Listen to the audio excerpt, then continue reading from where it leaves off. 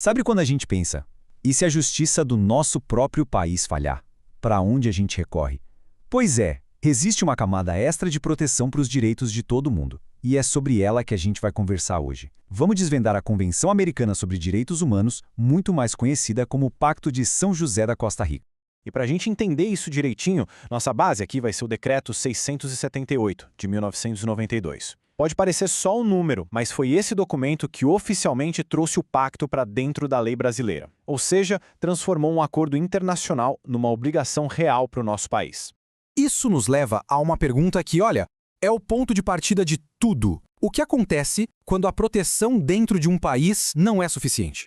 Quando a justiça local, por algum motivo, não consegue garantir os direitos básicos de uma pessoa. É exatamente para preencher essa lacuna que um sistema internacional como esse foi pensado. Então, vamos lá. O nosso roteiro de hoje vai ser o seguinte. Primeiro, entender o que é o pacto. Depois, qual é a grande promessa que ele traz. Em seguida, vamos ver que direitos são esses que ele protege. Aí vamos entender como funciona o sistema de fiscalização, como o Brasil entrou nessa história e, por fim, por que a gente pode chamar tudo isso de uma rede de segurança. Bom, começando do começo.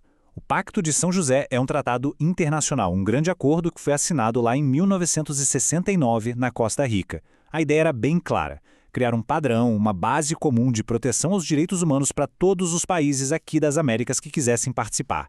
E a filosofia por trás disso tudo é muito poderosa. Essa frase, que está lá no início do pacto, diz tudo. Os nossos direitos fundamentais não existem porque um governo nos deu. Eles existem porque são parte do que significa ser uma pessoa. E é por isso que eles precisam de uma proteção que vai além das fronteiras de um único país. Certo, a ideia é ótima, mas na prática, como é que essa proteção vira realidade?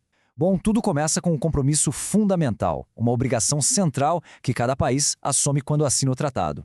O segredo está todo aqui, no artigo 1º. Os países se comprometem com duas coisas bem importantes. Primeiro, respeitar os direitos, ou seja, o próprio Estado não pode violar esses direitos. E segundo, garantir esses direitos. Isso significa que o Estado precisa agir, criar mecanismos para proteger as pessoas e ter certeza de que todo mundo possa exercer seus direitos livremente. E o mais importante, essa promessa dupla vale para todo mundo que estiver sob a jurisdição do Estado, sem nenhum tipo de discriminação. Não importa a cor, religião, opinião política, nada. É um compromisso universal de proteção. Ok, já entendemos a promessa. Mas que direitos são esses, afinal? A Convenção traz uma lista bem completa de direitos civis e políticos, que a gente pode organizar em alguns grupos para ficar mais fácil de entender. O primeiro grupo é o alicerce de tudo. São aquelas garantias que protegem a nossa existência, a nossa integridade como indivíduos. É o básico do básico. Aqui a gente está falando, claro, do direito à vida, do direito à integridade pessoal, que proíbe tortura e tratamentos desumanos, da proibição da escravidão em qualquer forma e do direito à liberdade, que impede que alguém seja preso ou detido de forma arbitrária. Depois, vêm aqueles direitos que nos permitem viver e participar da vida em comunidade e em sociedade. São as liberdades que formam a base da nossa vida pública. Pensa bem, a liberdade de ter e de manifestar a própria religião, a liberdade de pensar e se expressar sem censura, o direito de se reunir pacificamente e de se associar com outras pessoas, tudo isso são pilares de qualquer sociedade que se diz democrática, né?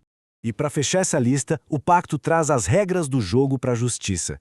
É um conjunto de garantias para que todo mundo, sem exceção, seja tratado de forma justa perante a lei. Isso quer dizer o quê? Quer dizer que todo mundo tem direito a um julgamento justo, é considerado inocente até que se prove o contrário. Significa também que ninguém pode ser punido por algo que não era crime na época em que aconteceu e que todos nós temos direito a um recurso eficaz na justiça. Beleza? Ter essa lista de direitos é ótimo, mas quem fiscaliza se os países estão cumprindo tudo isso? Como a gente garante que não fica só no papel?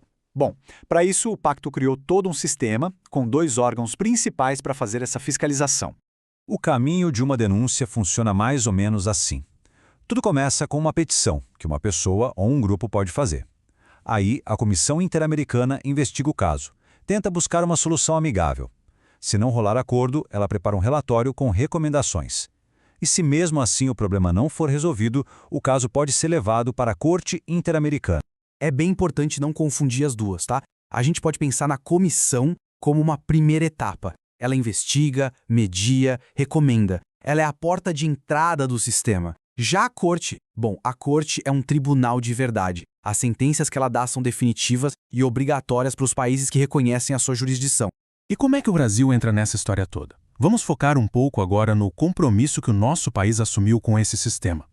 Olhando aqui a linha do tempo, a gente vê que a Convenção é de 1969, começou a valer internacionalmente em 78, e o Brasil só foi aderir de fato lá em 25 de setembro de 1992. Demorou um tempinho, né? Mas foi um passo muito importante para o país. Só que tem um detalhe importante. Quando o Brasil entrou, ele fez o que se chama de declaração interpretativa. Basicamente, o governo disse o seguinte: olha, comissão, se quiser fazer uma visita ou inspeção aqui no nosso território, não é automático, tá? A gente precisa autorizar expressamente. É um ponto bem específico, mas que define um pouco a dinâmica dessa relação.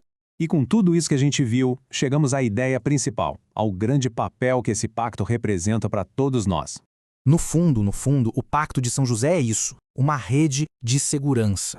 Ele não existe para substituir a justiça de cada país. A ideia é ser uma proteção coadjuvante, complementar, como o próprio tratado diz. É aquele último recurso para garantir que ninguém fique completamente desprotegido quando as instituições nacionais, por alguma razão, não dão conta do recado. E fica aqui uma reflexão final, né?